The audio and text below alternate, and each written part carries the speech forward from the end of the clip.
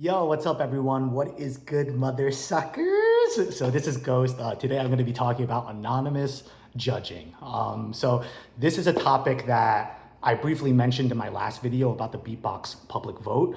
And I said that it sucks. I'm still going to stick with that take. But in this video, because I've been requested to do this by a few people, and I wanted to talk more about this anyway, I'm going to go more into detail about my perspective, but specifically about what we can sort of do as a solution moving forward when it comes to the whole anonymous judging thing. Because I think it's like a product of its time in a lot of ways. This conversation was mainly motivated by my two friends who got fucked in the ass, Unhinged and ZVD. So shout out to both of those guys, Caden and Zach. I'm thinking about you guys while I'm making this video, but yeah, let's start out with this. So I think it's been long enough that I can talk about this. Around 3 years ago, I joined a Google Meet with Swissbeatbox, and there were a lot of people in this Google Meet. Like Skiller was there, BNG was there, Kim was there. There were like a bunch of high-profile beatboxers, and then of course there was Pono and Sinjo. During this, actually, I should say what the purpose of the meeting was first. So this Google Meet was to sort of like get a bunch of opinions going into GBB 2023 specifically about how the format should work, what would work best for the competitors and the audience. And it was basically sort of a discussion of multiple topics related to that in 1 to 2 hour Google Meet. So one of the topics there was whether judging should be anonymous. And I don't remember exactly if this is what happened, but I think originally Swissbeatbox was planning to remove sharing the judge results entirely. They weren't even going to do anonymous judging. They were straight up going to do no judge sharing whatsoever. So the reason for this, as Sinjo brought up in that discussion, was that a lot of the judges in the previous wildcard scoring competitions got harassed pretty hard. He mentioned a specific name of a high-profile looper, which I won't share because I don't want to just out them. But basically, a lot of these judges were getting harassment after their decisions, and for that reason, they would they didn't want to show the judge results anymore to the competitors, saying that Sinjo literally said like they don't deserve it if this is how they're going to act. I'm paraphrasing a little bit, but basically that was his stance.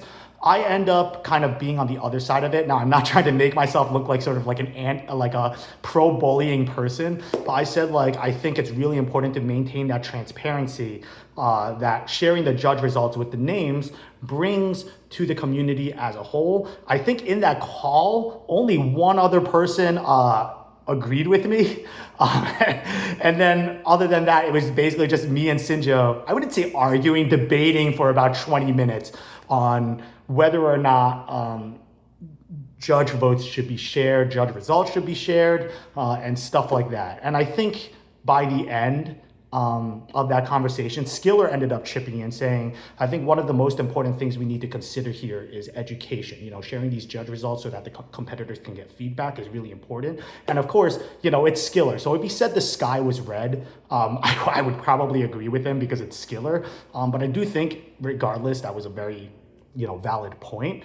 And I think for that reason, they ended up going with like the anonymous judge score sharing, because that was kind of like where we landed by the end of the discussion before we moved to other topics. I think I ended up agreeing with the idea of having 2 wildcard rounds for that year. So I have to apologize to the whole community. I don't know why I verbally supported that idea. It's a terrible idea in hindsight. I know that now.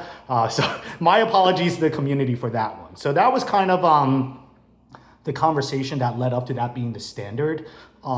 And yeah, like I sort of had like, I guess a little bit of skin in the game because, I was part of that conversation on the Google Meet that ultimately or presumably led to that decision. So that was a big aside, but I think I wanted to provide that context to kind of show how it became that way in the first place. And then to summarize the two sides, if you're not as familiar with this, so there's the side of anonymous judging is good, and the side of anonymous judging is bad. So let's start out with anonymous judging is good. It's sort of like Sinjo's point back then, which is that the brutal reality is that when judges make their decisions, they get harassed a fuck ton. This is really sad, and I wish people did it less. I can't really speak much to how that feels because I've never gotten that much harassment as a judge. When I've, mostly because I've done like local competitions and stuff like that, nothing sponsored by Swissbeatbox. And I don't know how I would feel if I just like woke up to 100 messages a day telling me to go kill myself and stuff like that. So, that's pretty brutal. And to make things worse, like, yeah, we could say like the judges can defend their decisions, but a lot of them have a language barrier too. For a lot of them, English is not their first language, so that might make the experience a little bit scarier as well. Getting all of these, like responses that they might not feel comfortable replying to in English and stuff like that. Another thing is that a lot of the, I guess like dissent comes from beatboxers who are already in the community. So a lot of people might say like, oh, just ignore all the people in the community who are doing this. A lot of them are high profile. You can't really ignore them. Like if you go to an event, that person who talks shit to you on Instagram, you're probably gonna see that person in real life. And that's like one of the problems with how small our community is there are a lot of bitches on Instagram. Not the good kind of bitches, the bad kind of bitches.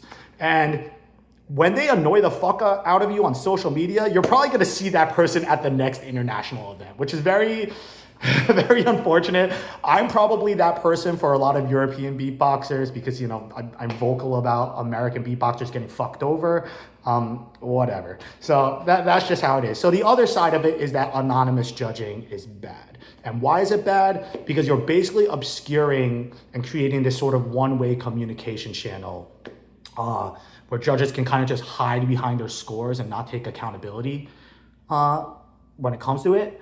And basically, with those judges, there is a common opinion that if you are in the judge position, especially if it's a high-profile competition such as GBB or Florida Beatbox Battle, you should be able to defend your decision.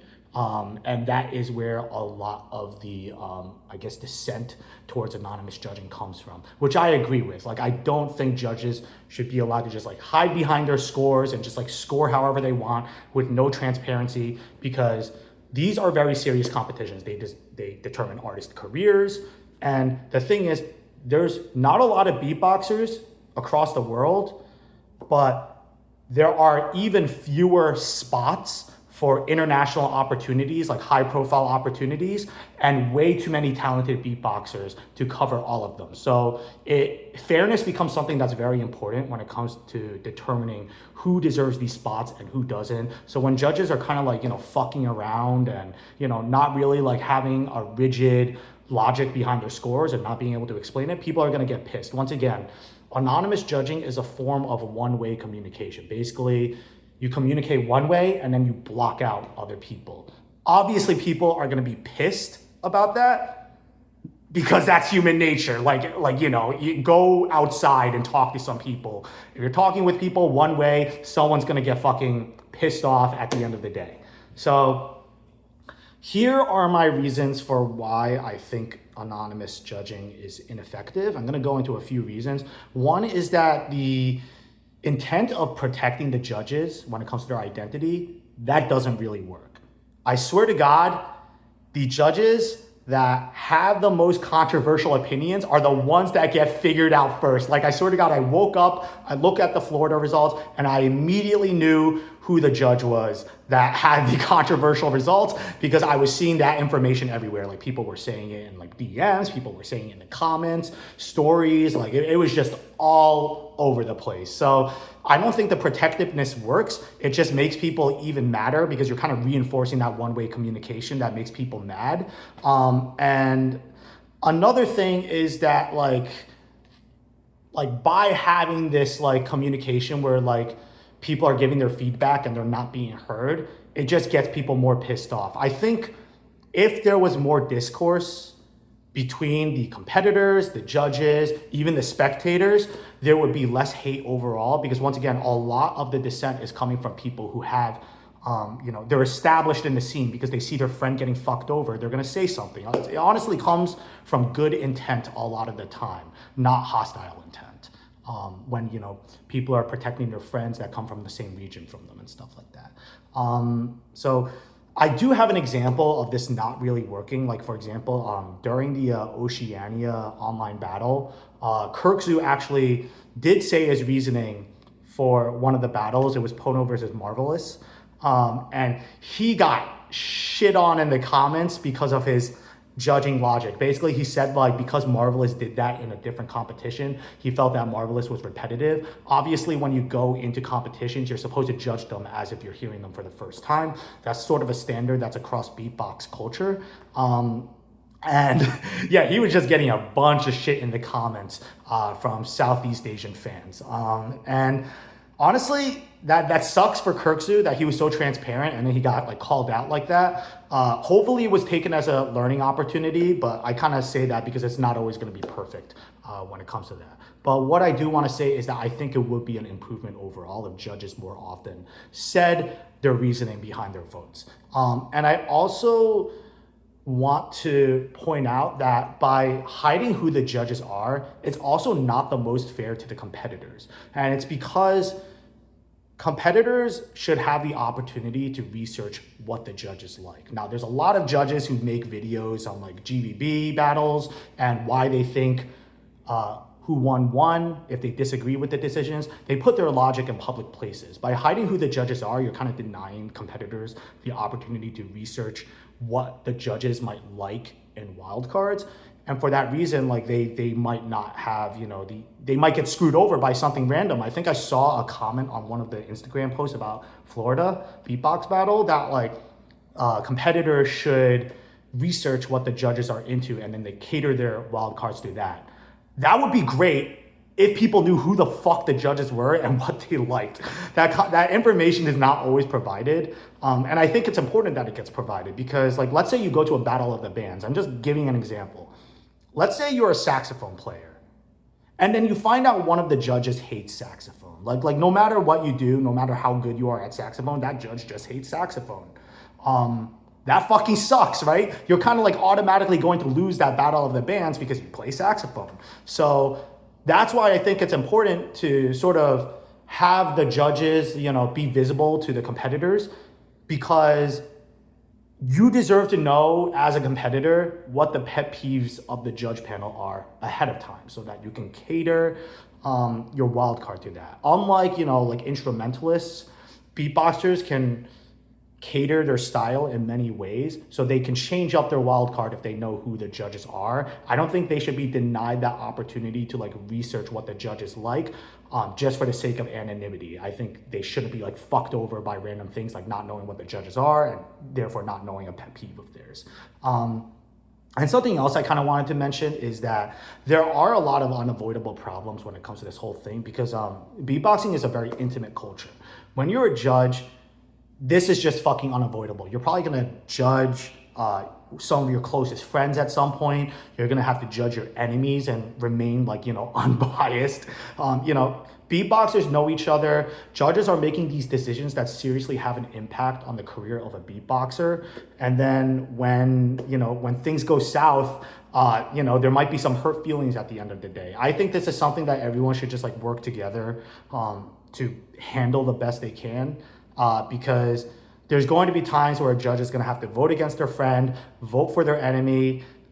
That's just the reality of the situation with beatboxing. We don't really have a better method of determining winners other than a qualified judge panel.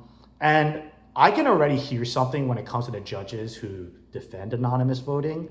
I'm kind of hearing this argument in my head that a judge might say like, I don't have an obligation to share my logic or my reasoning. I don't have an obligation to communicate with these competitors about what they did wrong or give them that feedback because that's not part of my job. My job is to make those votes and I'm paid for that. So obviously a judge might have that, you know, mindset, which is a really fucking shitty ass mindset. I don't think judges are better than anyone else just because they're judges. But I have two things to say to that when it comes to entitled judges. So for all the entitled judges out there, one, have you ever had a real fucking job? Like, I keep hearing like, oh, judging is such a hard thing to do. Like, you have to deal with these close battles. Bro, if I go to a restaurant and I look at a menu, that is harder to me than judging. Because at least on the menu, I don't know what I'm going to eat. All I can do is read the words, and then I have like 30 options. Like, pointing this way, or doing this is not a fucking difficult job. Like, have you ever gotten a real job? Like, go be a truck driver. Go be a fucking like mail deliverer. Go like, work at a fast food restaurant, deal with angry customers. If you have the mentality that judging is a hard job, you need to go outside and touch some grass. It's not a fucking difficult job at all. I say this as someone who has judged like 30 plus events at this point. Now, most of them were local. I guarantee you the fucking high profile battles will be even easier to judge, to be honest, because I feel like honestly, those battles are a lot clearer a lot of the time. It is not fucking hard to point in a direction. Stop saying that shit. It is not true. And second, at events, I feel like organizers and competitors take on the brunt of the work. We want to talk about judges getting hate. Let's look at the competitors. They get so much fucking shit when they lose a battle, when they perform poorly in a battle, and they get even more online hate than the judges do. But why am I seeing all this overprotectiveness of the judges and not the competitors? That's fucked up. Also, competitors are the ones who have to deal with the pressure of going on stage, and they have to deal with fucking like smoke on stage at GBB arenas that give them dry mouth, so they have to beatbox with dry mouth and feel like fucking shit that they didn't beatbox the way they wanted to on stage in front of an audience of 5,000 people. They rarely get paid. They really only get paid when they win, and that's only counting like the big events. At small events, they don't get fucking paid shit if they win. Maybe they get paid enough to cover like 2 Ubers, which is basically what they're gonna need anyway to go to the fucking airport. And then the organizers have to deal with all the stress. They deal with more criticism than the judges, and they often lose money. Like, this isn't like a situation where organizers are always sponsored. Like, if you look at a lot of local organizers, they're throwing away their hard-earned money to create community and create opportunities for competition for their local scene. And then for some reason, they have to bear all this responsibility along with the competitors, but the judges don't. Can we like stop this culture of like, oh, judges have this like hard job, judges don't need to do more? I actually think it would be a better direction for the beatbox community to put more responsibilities on the judges. And I think organizers honestly need to push this and enforce this a little bit, because I think judges, when they get to judge, a lot of them are fucking smoking, drinking, being distracted. They don't do anything beyond their job of judging. Like, they don't want to do like workshops. They don't want to explain to competitors like why they ranked them the way they did, or give them feedback, or give their overall thoughts on the battle. Meanwhile, competitors and fucking organizers have to deal with so much shit. So stop this culture of judges don't need to do more. It's fucking stupid. Now, I'm gonna talk about some solutions like I did in the last video about the beatbox crowd vote. When I was first, coming into the beatbox scene, especially like the online video battle scene, which was very popular over like the COVID times, that format was like great for people remotely. There was this organization in Canada called the Atlantic Beatbox Scene. They had something called the Cash Battle, and they actually did something very interesting where not only did they reveal all 5 of the judges early before wildcard started, they actually went to each individual judge and asked them, what are some things you like in wildcards? What are some things you don't like in wildcards? That's fucking awesome. I think not only would that be great for the competitors, that would also be great for the spectators. They know how the competitors are being judged, so maybe they could have more of an understanding. And it will probably reduce the load that the judges will have to explain to people. It'll probably, create a lot more transparency, so there's not as much confusion in the social media comments. People will probably receive less hate overall. I think the main thing that we have to consider here is, as long as we pursue solutions that encourage 2-way communication and not 1-way communication, it's an improvement. Because I think most of the problems that come from anonymous judging is because it revolves around 1-way communication. We should encourage a culture of 2-way communication, because once again, we're an intimate community. Everyone knows each other. Everyone should be talking to each other. Why are we structuring things in a way that discourages that? We should be encouraging people to talk as much as possible and have discourse over what works well in a wild card, what doesn't, what kind of beatboxers we want to move forward in the scene, and so forth. And that's something that I think is really important. People need to share more responsibility. Organizers always step up, competitors always step up, judges need to step up. It's as simple as that. And I also think there are so many local scenes that already do this so well. Crossroads Beatbox Battle, you know what they do? They have a workshop with the judges where the competitors, the people who are about to compete, do their eliminations, can ask the judges whatever they want. And there's like a full half hour, sometimes an hour dedicated to this, so that there's full transparency, full two-way communication between the judges and the competitors. That's fucking awesome. People can have their questions answered. People can know what the judges are looking for in the elimination, so that if they want to make any last second eliminations or they want to choose, certain details based on that info, they have the opportunity to do so. There are also so many events locally that focus on education, kind of like what Skiller said in that like Swissbeatbox conversation. One of the most important things we're trying to encourage here is education. So having workshops, having events focused on like for fun battles where, people can battle and practice and get feedback from like their peers, people who are often in judge positions, anything like that is great. Local scenes are already doing so much in terms of connecting the judges to the competitors. I think what we want to see is more of this from high stakes battles, especially the Swissbeatbox battles that tend to hide who the judges are, which doesn't fucking work. We're gonna find out who they are anyway. So that is my whole opinion on anonymous judging. And in my opinion, I hope this also covered my thoughts on judging culture as a whole and where it needs to improve. Because I think if we go towards this direction of holistic communication where everyone is talking to each other, there will be a lot less toxicity in the scene. I think there's toxicity in the scene when everyone's isolated, no one's talking, and everyone just fucking hates each other. So yeah, that's all my thoughts. Hope you guys enjoyed this video or got something from it. And I am very, very open to further conversation in the comments. You might be disagreeing with me after this video. That's completely fine. I'm willing to have discourse with you in the comments. I'm willing to have some friendly debate. If you agree with this, have your own anecdotes and stuff like that, feel free to share those in the comments as well, because I'm sure there are a lot of people who have personal experience with this kind of thing. I've gotten a message saying they put in a wild card that they thought was good, and not only did they not place, but they didn't even get to know who the judges were, so they couldn't get feedback. That's fucked up. That's exactly the kind of thing that we should be aiming to discourage. So yeah, once again, let me know your thoughts in the comments. And yeah, happy to be doing this video.